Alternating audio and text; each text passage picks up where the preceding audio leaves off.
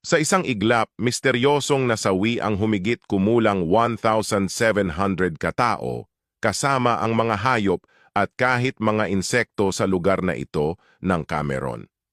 Paano nga ba ito nangyari? Isang tahimik at payapang gabi sa isang liblib na bayan sa Cameron noong ika-21 ng Agosto 1986. Walang senyales ng anumang sakuna. Ang mga tao ay nagpapahinga na. Mga hayop ay natutulog sa kanilang mga kulungan at ang buong kalikasan ay tila nasa kalmadong katahimikan.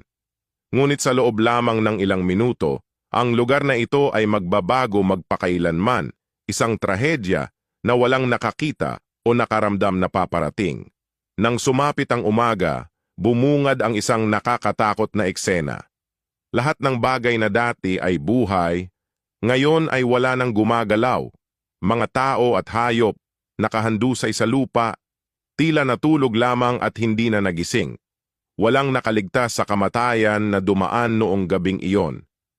Anong klaseng puwersa ang kayang pumatay ng ganito karaming buhay sa isang iglap?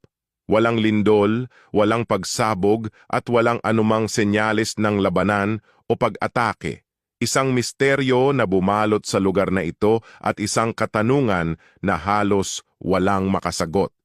Sa gitna ng trahedya, natuklasan ang isang mapanganib na sikreto na nakatago sa ilalim ng lupa.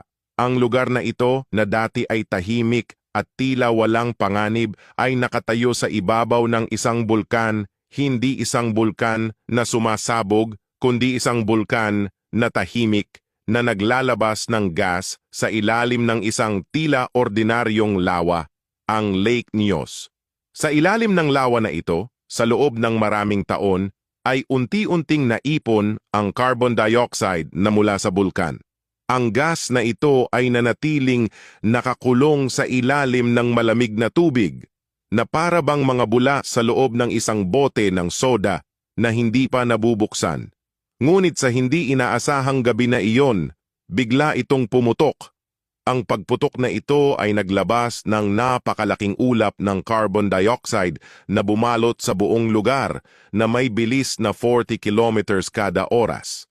Walang tao, hayop o insekto ang nakaligtas sa mapanganib na ulap na ito. Lahat ay nasawi sa loob ng ilang minuto. Ang Lake Nyos ay naging isang lawa ng kamatayan. Matapos ang trahedya, dumating ang mga eksperto mula sa iba't ibang bansa upang alamin kung paano nangyari ito at kung paano ito maiiwasan sa hinaharap. Ngayon, ang Lake Nyos